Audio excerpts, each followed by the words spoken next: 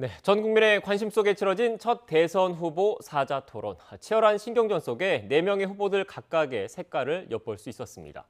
토론 이후에 각 당의 평가도 엇갈리고 있습니다. 복귀왕 더불어민주당 선대위 대변인 김근식 경남대 교수와 함께 어제 토론에 대해서 좀 더 자세히 이야기 나눠보겠습니다. 안녕하세요. 안녕하세요. 안녕하세요. 네, 안녕하세요. 일단 영상으로도 쭉 보셨는데 두 분도 어제 토론 생중계로 보셨죠? 네. 네, 알겠습니다. 그러면 하나하나 뜯어보겠습니다. 먼저 전체적인 총평 한번 좀 들어봐야 될 것 같아요. 우리 후보, 우리 당의 후보 이 점은 좋았다 또는 좀 아쉬웠다. 어떤 게 있을까요?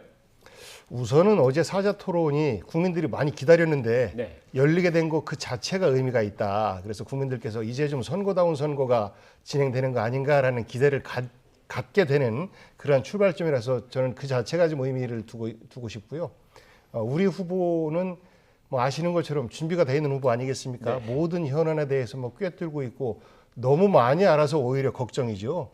그래서 조금 더 여유 있게 그리고 조금 더 쉬운 용어들을 좀 선택하시면서 토론하시고 다른 후보들을 이렇게 좀 포용하는 이런 모습을 보여주셨으면 하는 바람을 갖고 있었는데 사실 스타일 자체가 약간 공격적인 어투 아니겠습니까? 그래서 이 부분을 조금 이렇게 좀 줄였으면 하는 그런 바람과 기대가 있었는데 그 잘한 것 같아요. 그런 부분은. 하지만 이제 그게 약간 힘이 빠져 보인다. 이런 평가도 좀 있는 것 같고.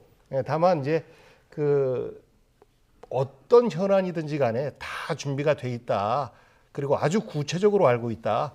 그래서 준비된 대통령 후보다라는 이미지는 충분히 부각시킨 것 아닌가라는 생각을 갖습니다. 네. 그것 외에 또 아쉬운 점은 없었습니까?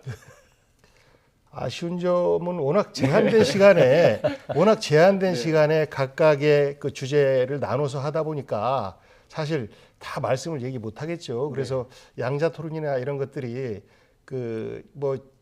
1대1 윤석열, 이재명 후보뿐만 아니라 그 나머지 그 김동연, 이재명 후보의 그 양자 토론이 유튜브로 진행됐지만 생중계로 17만 명이 보고 네. 그리고 우리 정치 품격이 이렇게 높아질 수 있겠구나. 대통령 후보 간 토론이 이렇게 질 높게 수준 높게 진행될 수 있구나라는 한 지평을 열은 거거든요. 그래서 저는 그런 생각을 해봤습니다. 네 분 후보들이 서로 리그전처럼 네. 1대1로 토론하고 또 다자로 토론하고 이렇게 하면 우리 국민들께서 뺀 네거티브만 해서 누가 덜 나쁜 후보인가를 찍는 것이 아니라 정말로 내 선택이 그래도 더 나아 보이는 후보를 찍는다라는 확신을 줄 수 있을 것 같아서 저는 윤석열 후보만 결단하시면 그런 프로그램들도 얼마든지 우리 국민들께 보여드릴 수 있지 않을까. 어제 잘 하시던데요. 그래서 피하지 말고 토론하셨으면 하는 그런 생각을 가져봤습니다. 네. 아쉬운 점을 말씀하시는가 싶더니 또 장점을 말씀을 하셔서 두 번도 얘기를 해주시죠, 교수님께서도. 네. 우선 사자 토론이 첫 이번에 성사가 돼서 네. 국민들한테 생중계로 평가할 수 있는 기회를 가지게 된 건 우리 복 의원님 말씀대로 굉장히 긍정적인 평가를 낼 수 있고요.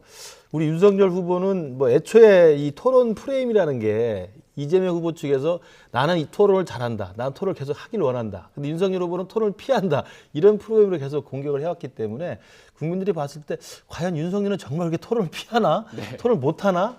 굉장히 무능한가? 이제 이런 식의 불안과 우려 속에서 지켜봤을 텐데 저희 후보가 어제 하는 걸 국민들이 다 봤겠습니다만 의외로 토론에 대해서 상당히 자기 주장과 중심을 잡고 그리고 또 상대방에 대해서 굉장히 또 좀 점잖게 응수를 하면서 토론을 잘 진행했다고 보고요. 그러니까 저는 이재명 후보는 토론 잘하는 후보라는 사람들의 그 선입관이 있었는데 저거밖에 못하는 생각이 있었던 반면에 윤석열 후보는 토론을 자꾸 회피한다라는 이 프레임에 씌워져 있었기 때문에 저 정도면 상당히 선방하고 잘한다. 토론을 겁낼 필요가 없네라는 이야기가 굉장히 많은 주위에 회자되는 것이어서 저는 그 자체가 성공했다고 보고요.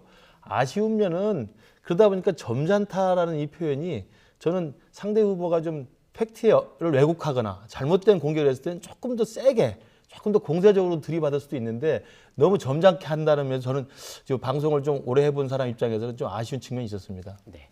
아쉽다고 말씀하시면서 약간 자랑하시는 것 같은 느낌도 좀 들긴 드는데 일단 전반적인 총평을 좀 들어봤고요. 구체적으로 하나 좀 짚어보겠습니다. 어제 또 세부별로 주제가 나뉘어서 토론이 진행됐잖아요. 먼저 부동산 관련된 이야기를 좀 해봐야 될 것 같은데 어제 첫 공통 질문에 대해서 후보들이 어떤 답변을 했을까요? 녹취를 먼저 듣고 오겠습니다.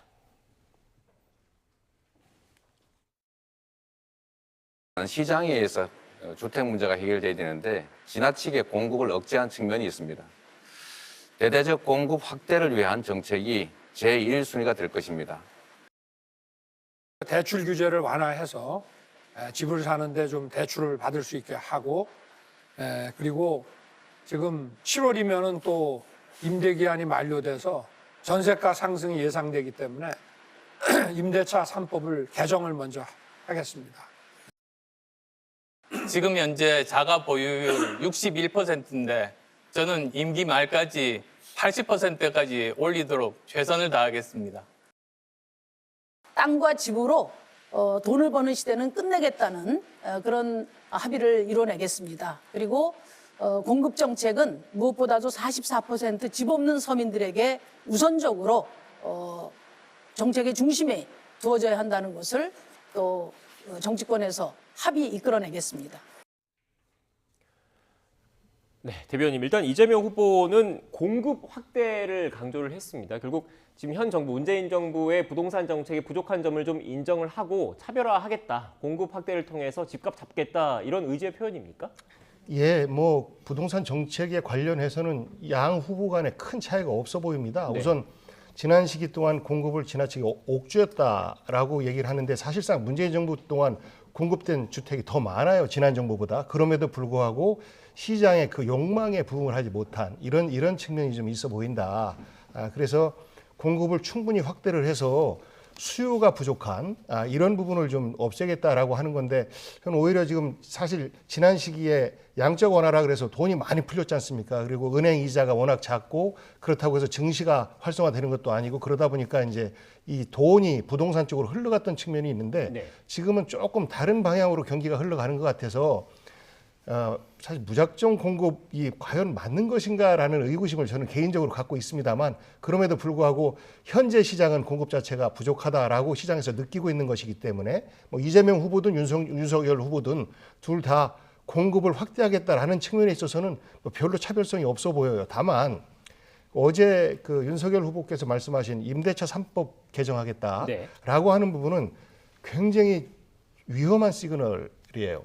그러니까 과거에 임대차 3법의 핵심은 전세 계약 기간을 1년에서 2년으로 줄였을 때 이때 이제 임대 가격이 폭등한다 어쩐다 뭐 이런 걱정들을 했었지 않습니까? 그리고 사실상 시장에서 그런 신호가 있었고 그리고 나서 요번에 개정한 것은 2년에서 4년을 확보한 거예요. 2년짜리를 5% 이상 못 올리게 해서 4년까지도 세입자들이 그 4년 동안은 주거 걱정을 하지 않고 살 수 있도록 한 건데 이제 이것이 부족한 그 공급과 더불어서 임대 가격까지도 높게 만드는 이런 사실 역기능을 발생시킨 건데 그러면 그 어려운 과제를 뭐 표나 지지율에 연연하지 않고 사실 강행한 측면이 있는 것인데 네.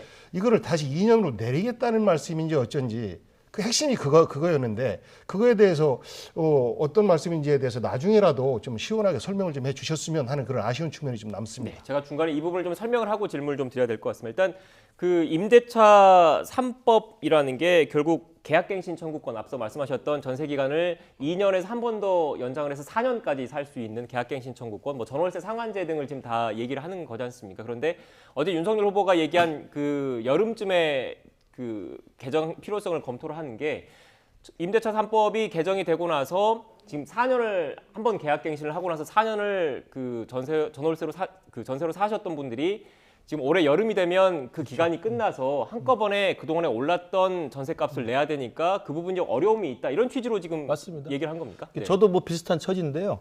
그러니까 21대 국회가 구성되자마자 이제 그 180석의 거대 여당의 힘으로 이제 이걸 단독 처리를 해서 강행을 했는데 지금 우리 복 대변인께서 말씀하신 것처럼 취지는 법적 취지는 좋으나 이것이 갖는 부동산 시장 특히 전세 시장에 주는 굉장히 부작용들이 많았던 것들이 이제 사실이고요. 그 부작용들 우려했던 게 이번 여름이면 이제 폭발한다는 거거든요. 왜냐하면 저도 계약갱신을 한번 했습니다. 그러면 이번 여름에 7월쯤이면 대량으로 계약갱신이 4년이 끝나는 분들이 대거 나옵니다. 그럼 그분들이 그러면 나갈 수밖에 없는 처지인데 나가서 그럼 새로운 집주인과 전세 계약하려면 4년 동안 묶였던 전세 계약에 그 받아야 될 부분들이 폭등하는 수밖에 없는 거거든요. 그런 우려를 생각을 해서 아마 이제 취임을 하게 되면 그러한 부동산 값에서 전세난 또는 전세 가격의 폭등에 대한 대처 방안에서 아마 임대차 3법 개정을 이야기한 것이기 때문에 복 대변인께서 그렇게 크게 우려를 안 하셔도 될 것 같아요. 네. 그러니까 세입자 보호라는 근본 취지, 입법 취지는 인정을 하되 이것이 2+1호에서 4년이 만료하는 금년 7월에 있을 전세 가격의 폭등에 대해서 대책을 세우자는 의미입니다. 네. 그런데 지금 복 대변인께서 지금 궁금하신 거는 그렇다면 이 4년인 거를 2년으로 다시 줄이겠다는 것인지 구체적으로 어떤 그 개정 방향을 갖고 있는지가 좀 궁금하신 가장 거잖아요. 핵심적인 부분이기 그렇죠. 때문에 그렇습니다. 그러니까 말씀드린 것은 이 임대차 3법의 부작용이 금년 여름에 대거 드러날 것이기 때문에 여야가 서로 노력을 해서 또는 논의를 해서 임대차 3법의 부작용을 다시 완화하고 해소할 수 있는 새로운 법 개정을 논의하자는 거기 때문에 그 구체적인 내용을 충분히 논의할 수 있다고 생각합니다. 네. 검토를 해보자 이런 말씀입니다. 그러니까 우리가 한번 경험을 했던 거잖아요. 1년에서 2년으로 늘릴 때 시장에 저항이 있었었고 그리고 나서 그 재계약하는 그 시점 1년 이번에 4년이 아니고 이제 2년이 끝나는 시점인 거죠. 그래서 이제 새로운 4년을 출발하는 시점인 건데 이것을 다시 뒤로 물린다라고 하는 것은 이것은 세입자들 입장에서 그럼 또 어떡하라고 우리 보고 뭐 이렇게 이제 당황스러워할 수가 있어서 핵심은 그 부분이기 때문에 그 부분에 대한 입장은 좀 정리하실 필요가 있다라는 말씀을 드리는 거예요. 네, 일단 이 부동산과 관련된 거는 또 일반 시청자 여러분들 관심이 많을 사안이어서 제가 추가로 좀 질문 하나 드리면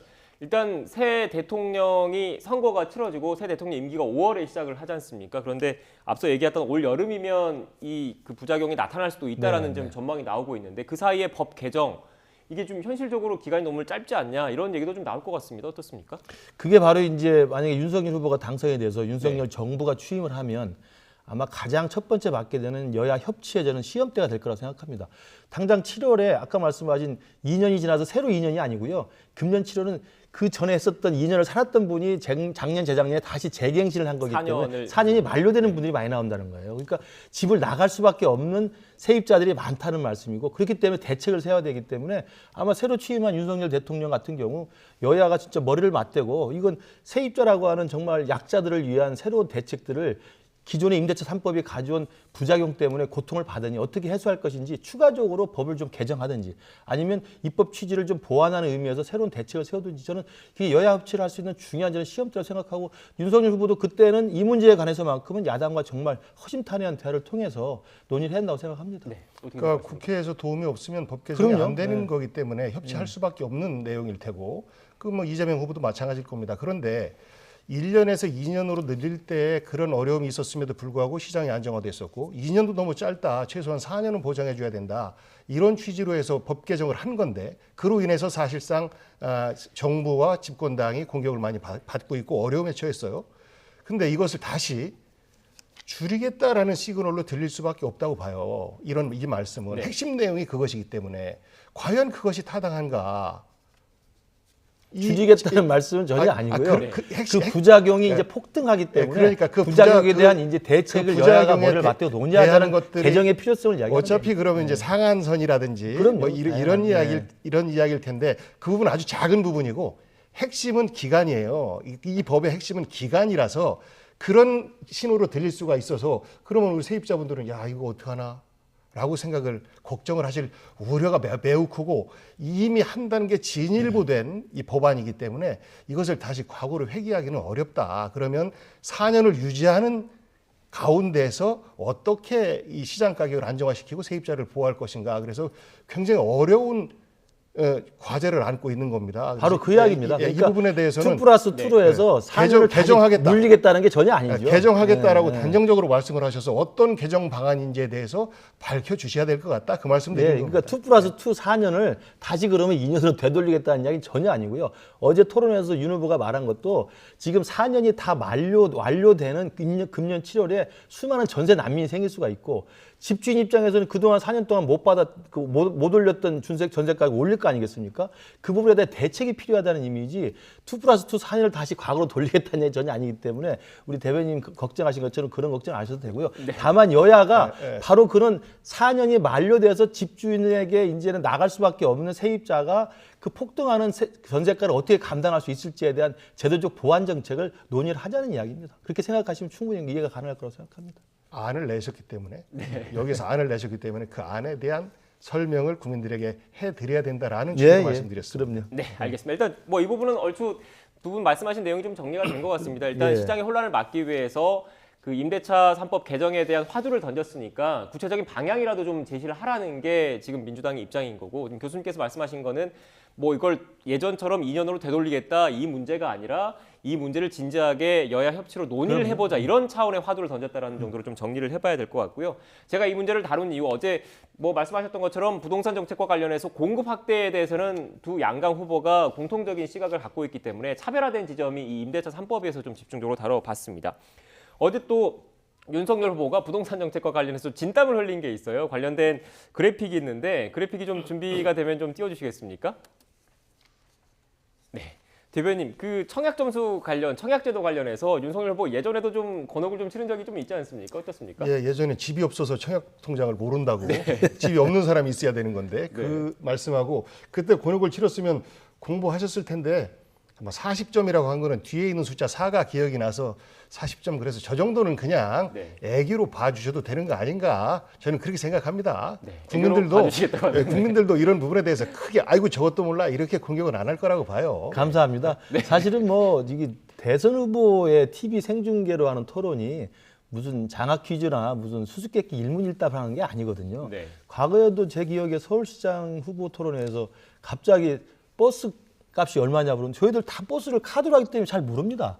그리고 쓰레기 봉투 얼마냐고 그러는데 저도 쓰레기 봉투를 가끔 가다 제가 매점 가서 마트 가서 사옵니다 하면 얼마나 계산되는지 모르죠. 근데 그걸 마치 알고 있어야만 무슨 서울시를 잘 운영하는 것처럼 침소봉대하는 건 제가 볼 때 잘못된 방식이고요. 그래서 우리 복 대변인 말씀처럼 저게 사실 순식간에 착각을 일으켜서 84점을 40점을 생각할 수가 있다고 뭐 선의로 봐주시면 너무 감사하고, 그런 의미에서 보면 어제 이재명 후보가 R이 100 같은 이야기를 하면서 마치 내가 알고 있는 전문 용어가 있는데 당신 알아, 이런 식의 마치 이 지식의 어떤 경연장처럼 이야기하는 것에 대해서는 물론 그것조차도 윤석열 후보가 알아서 대답했다면 금상첨화였겠습니다만 그걸 모른다고 해서 사실은 국정 운영에 문제가 있다고 생각하는 건 저는 아니라고 생각합니다. 그러니까 저는 그 부분에서는 조금 다른데 아주 구체적인 뭐 점수나 이런 것들은 그러니까 기억에 혼란이 좀 있을 수 있는데, 이거는 그 우리가 대전환 시기라고 얘기하잖아요. 전 지구적으로 기후 위기에 대응하기 위해서 산업 구조 자체를 지금 바꾸고 있고, 그렇기 때문에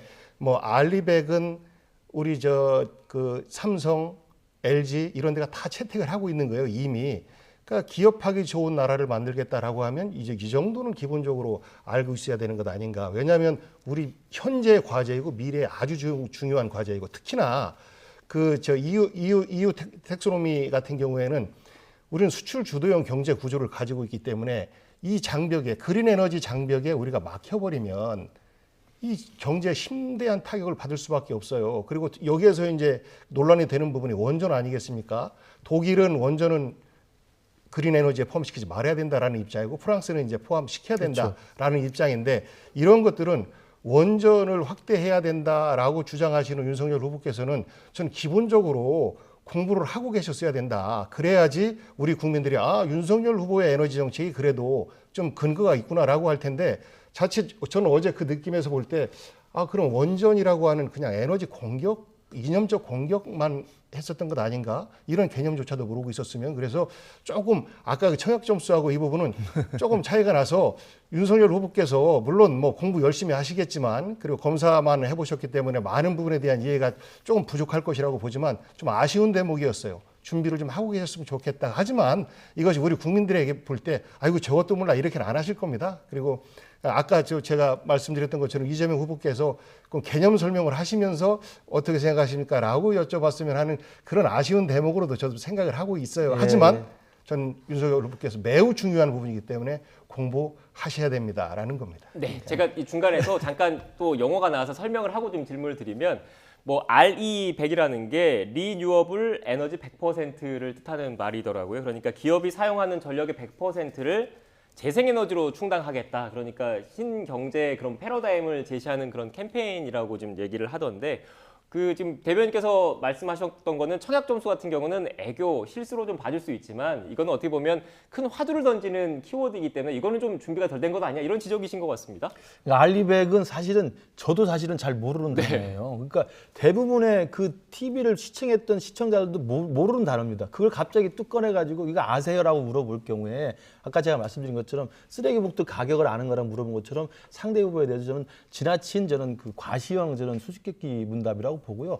그러나 이제 대변인 말씀하신 것처럼 탄소 제로를 지향하고 있는 우리 에너지의 어떤 패러다임의 전환이 필요하기 때문에 그 과정에서 어떤 정책들을 다양하게 고민해야 될 것인가에 대한 충분한 저는 대책이 논의돼야 된다고 보고 그런 맥락에서 알리백이든 뭐 EU 텍소노미든 이런 다양한 노력들이 저는 특히 이제 알리백 같은 경우는 정부 정책으로 이야기되는 게 아니라 기업들이 지금 자발적으로 하는 거 아니겠습니까? 그러니까 정부 정책 고민하는 과정에서 그런 것들을 어떻게 수용할 것인지를 좀 고민을 같이 하는 게 좋다고 보고요. 다만 이제 어제 TV 토론에서 시청자분들이 보셨겠지만 알리백이나 EU 텍소노미 같은 걸 이야기하면서 이재명 후보는 일방적으로 이게 탈원전은 안 된다라는 것으로 좀 오히려 반박을 하는 그 공세의 무기로 사용했습니다. 그러나 옆에서 안철수 후보가 거들었기도 했습니다만 EU 텍소노미도 그렇고 아까 말씀하신 것처럼 원전 자체도 이게 그린 에너지로 들어가자는 주장도 많이 있습니다. 그렇기 때문에 이 알리백이나 EU 텍소노미라는 생소한 개념을 가지고 마치 윤석열 후보의 탈원전 정책을 잘못된 것으로 몰아가는 것은 제가 볼 때 다분히 정치적 의도가 있었다. 저는 그렇게 좀 평가를 했습니다. 네. 네. 일단 뭐 이 부분은 이 정도 좀 정리하고 다음 주제로 좀 넘어가도 될까요? 일단 뭐 용어 그리고 뭐 그 새로운 개념에 대해서 두 당의 이런 시각차를 좀 드러냈는데 어제 이 사안을 놓고는 특히 첨예하게 두 양강 후보가 맞붙었습니다. 대장동 관련된 사안인데 관련된 녹취를 듣고 오겠습니다.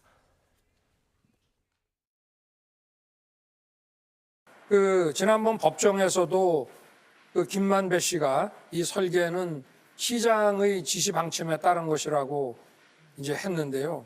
이렇게 설계를 했다는 것 자체가 이게 문제 있는 거 아닙니까? 그분들이 우리 윤 후보님 보고 내가 한마디만 하면 윤 후보 죽는다 이렇게 얘기하잖아요. 저는 이익을 본 일이 없어요. 네, 그렇습니다. 근데 윤 후보님은 부친의 집을 그 관련자들이 사줬지 않습니까? 제 질문에 대해서 자꾸 이렇게 다른 걸 얘기를 하신 거 보니까 여기에 대해서 답을 못 하시네요. 응? 여기는 특검 뽑는 자리가 아닙니다. 아니, 대선 주자들끼리 이렇게 지금 얘기를 하고 있는 건데 엉뚱한 얘기만 지금 하지 않습니까? 응? 왜 거기에 대해 답을 못 하시는지 답을 하실 수가 없죠. 이걸 어떻게 답을 하겠습니까? 네, 영상을 통해 보신 것처럼 두 후보 간의 신경전이 팽팽했습니다. 어떻게 보셨습니까, 대변인? 저는 어제 그 두 분 다 그 배우자 네. 의혹들이 있지 않습니까? 그것을 어느 분이 꺼낼까? 이재명 후보는 안 꺼낼 텐데 혹시나 꺼내면 굉장히 좀 쫌스럽고 민망한 일인데 다행히도 이제 그런 말씀은 안 꺼내셨어요. 대장동 이야기도 굳이 꺼낼 필요가 있나? 왜냐하면 어제 이재명 후보가 말씀 중에 지난 그 가을 국감에 굳이 출석하지 않아도 됐는데 출석을 해서 국민들에게 의혹을 밝히겠다. 그리고 그 자리에서 사실 이틀 동안 뭐 탈탈 털리다시피 다 대답을 했어요. 물론 이제 그것도 이제 국민의힘 입장에서는 의혹 공방에 불과했다라고 이제 평가를 할 수가 평가를 하고 있지만 어제 그것 말고 다른 말씀을 하셨으면 아니면 또 새로운 팩트를 가지고 의혹을 제기를 하시든지 그랬으면 모르는데 그때 국감장에서 얘기됐던 그런 뭐 범위 안에서만 또 재탕하는 것이라 굳이 저 이야기를 할 필요가 있었을까라는 그런 아쉬운 생각을 갖고 있어요. 그리고 결국은 제기를 하셨다가 윤석열 후보도 그 부분에서 자유롭지 않지 않습니까? 그 부친의 집을 김만배 씨 누나가 사준 거라든지 그리고 그 정영학 씨 녹취록에 형이 갖고 있는 카드면 한 방이면 윤석열 주고 뭐 이런 거라든지 이런 것들이 전부 다 의혹의 맥락들이 있는 것이라 자유롭지 않아요. 그리고 이 대장동 설계에 대해서도 이재명 후보는 공익 환수 차원의 설계를 한 것이고 국민의힘에서 민간이 그냥 개발하게 두어라라는 저항이 있음에도 불구하고 고집을 부렸다. 다만 100% 공익 환수를 못한 부분에 대해서 죄송하다라는 말씀에 대해서는 반복적으로 드리고 있는 겁니다. 그래서 전 이 부분은 이미 국민들께서 많이 알고 계셔서 그리고 현재 수사가 진행되고 있으니까 더 이상 좀 네거티브를 안 했으면 좋겠어요. 저희 민주당에서는 지난번에 후보가 네거티브 중단 선언한 이후에 논평에서도 일절 네거티브 하지 않고 있습니다. 다만 이제 무차별 의혹 제기에 대해서는 방어 차원에서 말씀을 드리고 있는데 저는 어제 토론에서 제일 아쉬웠던 부분이 좀 저 부분 아니었나 이런 생각을 좀 가지고 있습니다. 네, 정치 공세가 이어졌다. 지나친 정치 공세다. 그동안 해명을 숱하게 했는데 이런 말씀이신 거죠? 그렇습니다. 어떻게 보십니까? 저는 TV 토론에 나온 대선 후보들은 자신이 상대방을 공격하기보다는 그 TV 토론을 바라보는 국민들을 대신해서 질문을 해야 된다고 생각합니다. 그런 의미에서 지금 어느 국민이 이재명 후보에게 대장동 게이트 전혀 이재명 후보와 관련이 없어. 저 양반 억울한 사람이야. 라고 생각하는 사람이 얼마나 있겠습니까? 대다수 많은 국민들은 지금도 이재명 후보에게 속 시원하게 밝혀라. 몸통이 누군지. 설계를 당신이 하지 않았느냐. 당신이 안 했으면 도대체 누가 한 거냐. 묻고 있는 거예요. 그걸 윤석열 후보가 대신해서 물어본 거기 때문에 이걸 네거티브라고 하는 것은 어느 국민도 저는 동의하지 않을 거라고 보고요.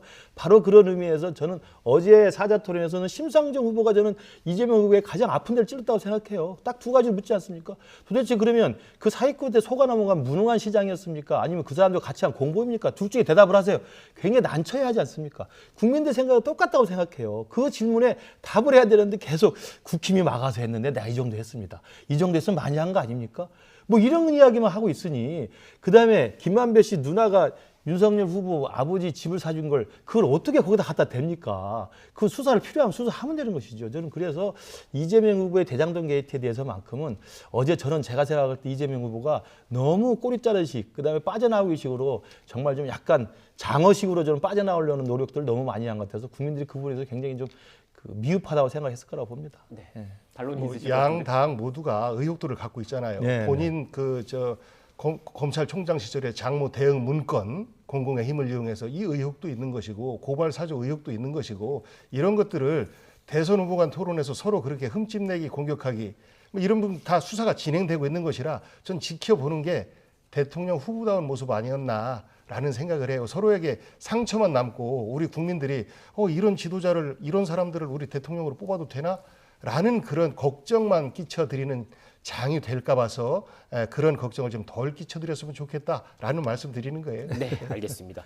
지금 시간이 벌써 이렇게 훌쩍 지나가서 속도를 좀 내서 좀 진행을 해보겠습니다. 네. 일단 뭐 이것을 포함해서 그 사드 배치 등 외교안보 분야에서도 두 후보의 시각차가 첨예하게 드러났습니다. 그 부분은 또 앞으로 토론 일정이 계속 진행될 예정이기 때문에 어떤 논리를 가지고 유권자들의 표심을 파고들지는 좀 더 지켜봐야 할 것 같고요. 이 부분도 좀 짚어봐야 될 것 같습니다. 이재명 후보의 그 부인 김혜경 씨와 관련된 논란이 지금 계속 좀 불거지고 있는데 핵심은 과잉 의전 그리고 법인카드 그 불법 사용 의혹인 거지 않습니까? 어떻습니까? 이 부분이 사실은 우리 그 윤석열 후보의 배우자 김건희 씨 리스크가 뭐 많이 이야기됐다가 또 부적절한 방식으로 취재를 해가지고 상대방이 동의도 받지 않은 상태에서 사적 대화를 또 방송을 해서 굉장히 많은 논란을 일으켰습니다만 그 리스크가 지금 잦아들고 있는 상황에서 제가 볼 때는 이 김혜경 씨 리스크가 다시 좀 불거진 건데요. 저는 이게 별 내용이 아닐 수도 있다고 생각합니다만 굉장히 악성적인 이 논란입니다. 그러니까 가서 초밥 좀 대신 사와요. 약 좀 대리 처방해 오세요. 그다음에 뭐 이 카드 결제한 걸 다시 바꿔가지고 법인카드, 그러니까 도에서 쓸 수 있는 카드로 바꿔 쓰고 이게 액수도 별로 안 되고 사사로운 것 같습니다만 국민들이 볼 때는 굉장히 짜증나는 이야기들이거든요. 저는 그래서 이 부분이 뭐 저희들이 뭐 밖에서 뭐 그걸 보고 즐겨볼 필요는 없습니다만 이재명 후보나 김혜경 여사께서 이 부분에 대해서 확실하게 사과하거나 그다음에 책임자를 물어서 정확히 법적 조치를 취하지 않는 한 이게 계속 불거질 수밖에 없다 생각하고 별거 아닌 것 같고 액수로는 적은 것 같습니다만 굉장히 국민들에게 짜증나게 하는 거라는 말씀을 드리고요.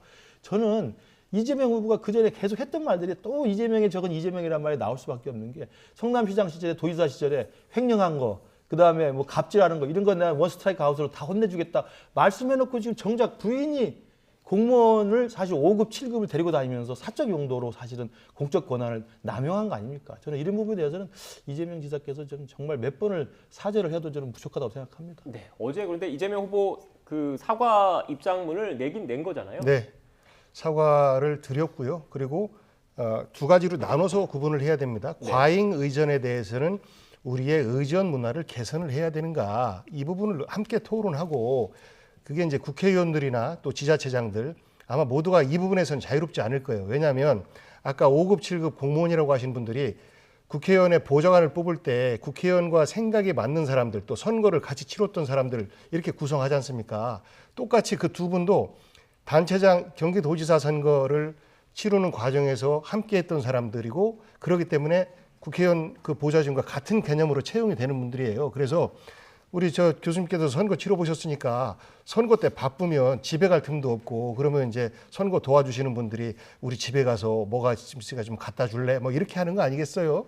저는 그런 부분에 있어서 구분을 잘 못했다. 선거 때는 그래도 되는데 이것이 이제 정무직 공무원 비서이다 보니까 그때와 공직자 신분이었을 때를 제대로 구분하지 못한 것 아닌가. 하지만 사실 이런 부분에 일상적으로 많이 횡행하고 있는 것들이라 이런 것들에 대해서 관행을 개선하는 이런 계기로 삼았으면 좋겠다라는 말씀 하나 하고 그다음에 법인카드 의혹은 이 부분은 잘못됐다라고 하면 이건 벌받아야 됩니다. 그러니까 다만 이것이 그 배 모 씨와 A 씨가 알아서 한 것인지 아니면 배우자의 뭐 지시가 있었는지 이것은 또 굉장히 큰 차이가 있는 것이라 이것에 대해서는 규명을 하고 일반 공직자들 같은 경우에는 이렇게 이제 법인카드를 사적인 용도로 유용했을 경우에 유용한 금액을 환수하고 그리고 나서 징계를 줘요.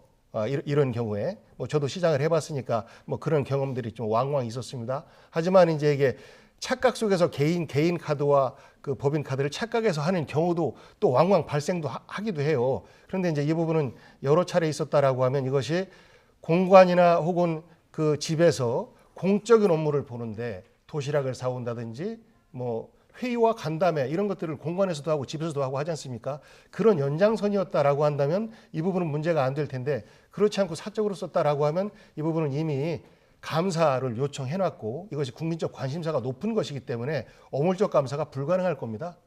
그래서 저는 그 결과를 좀 기다려 보시면 되지 않을까 싶어요. 네, 제가 논의의 초점을 좀 좁히기 위해서 이렇게 좀 줄여서 지금 교수님께 좀 질문을 드리면 지금 국민의힘을 비롯해서 일각에서 좀 제기를 하고 있는 게 첫 번째 그 과잉 의전과 관련해서는 자치단체장의 부인의 경우 사적인 업무와 관련해서 의전을 할 수 없도록 하는 게 지금 정부 지침으로 좀 알고 있는데 그 지침을 그 위반한 게 아니냐, 사적인 업무에 지금 공무원이 과잉 의전을 한 것 아니냐 이게 하나의 초점인 거고 두 번째는 법인카드 불법 사용 의혹과 관련해서 그 이재명 후보가 감사해라 이렇게 지금 요청을 한 건데 이 감사가 경기도 차원에서 자체 감사가 이루어질 경우에 지금 이 연루된 의혹에 연루되신 분들이 다 전직 공무원들이신 거잖아요. 이 감사가 제대로 되겠느냐 이런 지금 문제를 좀 제기하고 있는 것 아닙니까? 지금 우리 복 대변인께서 지금 좋은 의미로 설명을 좀 해주시고 이것을 계기로 해서 좀 우리 어떤 공직자 특히 이제 배우자 문화를 좀 바꿔보자는 말씀 100번 동의하고요. 그럼에도 불구하고 이 사건이 간단치 않은 게요. 그 김혜경 씨 입장문에 나왔을 때 사과한다고 하면서 이렇게 설명했지 않습니까? 그 배모 씨란 분과 친분이 있었던 관계로 내가 편하게 하다 보니까 좀 누를 끼쳤다라는 거예요. 이 친분이 있었기 때문에 자기는 생각이 없이 그냥 그 대접을 받았다는 거 아니겠습니까? 과잉 의전을. 그 친분이라는 표현을 어디서 우리가 들을 수 있습니까? 박근혜 대통령 처음 탄핵 이야기 나오고 국정조단 나왔을 때 최순실 씨 나왔을 때 내가 친분이 있는 사람이라 그냥 아무 생각 없이 했다가 첫 번째 변명이었습니다. 그게 어떻게 됐는지 잘 아시지 않습니까? 나하고 친한 사람이니까 지금 말씀하신 건 선거 때 도와줬겠죠. 친하니까 친한 사람의 의전을 받는 걸 당연시 했다는 건 저는 대통령 후보의 부인으로서는 굉장히 부적절한 행동이고 그 친분을 마치 가까이 두는 공무원의 공적인 역할을 사적인 용도로 쓰는 데에도 친분이라는 이유 때문에 문제가 없는 걸 생각했다면 저는 굉장히 잘못 공사 구분이 안 된다는 것이고요. 법인카드도 위험한 게 그 7급 공무원이 자기 카드로 먼저 결제를 했다가 그 다음날 가서 이제 도카드 법인카드로 바꿨다는 건데 그러면 그 김혜경 씨의 개인 심부름을 하면서 그 썼던 걸 왜 자기 카드로 결제를 했겠습니까? 자기가 먹는 초밥도 아니고 자기가 먹는 무슨 식자재도 아닌데 자기 카드 썼다는 것은 김혜경 씨의 개인 용도로 쓰일 것을 내 카드로 하고 그 다음 날은 도카드로 바꾸겠다는 생각을 하고 한 거잖아요. 그러니까 이건 제가 볼 때 명백한 국고 손실이라고 생각을 합니다. 그래서 그 부분은 미리 단정 짓지 마시고요. 그러니까 감사가 진행될 테니까 그에 따라서 회피하겠다는 게 아니지 않습니까? 책임질 일이 있으면 책임진다라고 말씀을 하셨기 때문에 결과를 좀 지켜 주십사 하는 말씀하고 약 대리 처방 의혹 이 부분에 대해서는 그로부터 한 달 뒤에 배우자가 6개월치를 처방을 받았어요. 그러면 이거를 대리 처방을 하고 또 6개월치를 또 받아요? 그럴 일이 없지 않습니까? 그래서 그 부분은 그 배모 씨가 자기의 신체적인 부분 때문에 그 본인이 처방하는 것이 맞다라는 것이 객관적 정황으로 이렇게 확인이 되는 부분이라서 자꾸 의혹을 이렇게 확대 시켜서 이게 어차피 대선 전에 다 안 끝납니다. 그러니까 우리 국민들의 걱정만 끼쳐드리지 말고 감사가 시작됐고 또 국민의힘에서 이미 고발 조치 다 했잖아요. 그래서 또 수사도 될 것이라 결과를 지켜봐 주십사 하는 말씀 드리는 겁니다. 네, 추가로 더 하실 말씀 있으십니까? 뭐 저 대리 처방 문제도 그렇고 이제 뭐 식자재 심부름이라든지 뭐 초밥 심부름 이런 것들도 그냥 선거운동 기간에는 있을 수 있는 일입니다. 저는 선거운동 기간도 그렇게 하지 않았습니다만 있을 수 있는 일입니다만 공무원, 그러니까 국가 세금으로 봉급을 받는 공무원이 지자체장의 배우자의 사적인 일에 동원되는 것 자체가 국민들이 볼 때 굉장히 눈살을 찌푸린다는 말씀만 드립니다. 네. 뭐 그 부분에 대해서는 저도 네. 동의를 하고요. 예. 다만 이제 말씀드렸던 것처럼 정무직으로 당선되면서 함께 들어왔던 사람들이기 때문에 다소 구분을 못한 측면에 대해서 배우자께서도 사과드렸고 또 후보께서도 사과드렸다 담백하게. 그리고 뭐 사과의 시간이 좀 늦어진 거 아니냐 뭐 이런 걱정도 계신데 이게 몰라요. 저도 8년을 했습니다만 법인카드 어떻게 쓰여지는지 일일이 어떻게 합니까? 그 뭐 몇십만 원, 몇만 원짜리 카드를 어떻게 쓰는지 몰라요. 그래서 이거 처리는 공무원들에게는 일일이 다 사무분장이 돼 있습니다. 이게 제대로 규정에 맞게 진행되는지 어떤지 잘못된 부분을 하면 설령 부당한 지시를 할지라도 그것을 행한 공무원은 처벌을 받습니다. 왜냐하면 본인에게 국가가 주어진 업무인데 그걸 안 지킨 거기 때문에 그래서 이 부분에 대해서는 확인을 하면 뭐 결과가 나오지 않을까 이렇게 생각합니다. 네. 두 분에게 충분히 뭐 반론을 네, 네. 주고받을 수 있는 기회 드렸는데 더 하실 말씀 없으신 거죠? 네, 시간이 다 돼서 일단 오늘 여기서 좀 정리를 해야 될 것 같습니다. 지금까지 복귀왕 더불어민주당 선대위 대변인 김근식 경남대 교수와 전국 현안에 대한 이야기 나눴습니다. 오늘 말씀 고맙습니다. 네.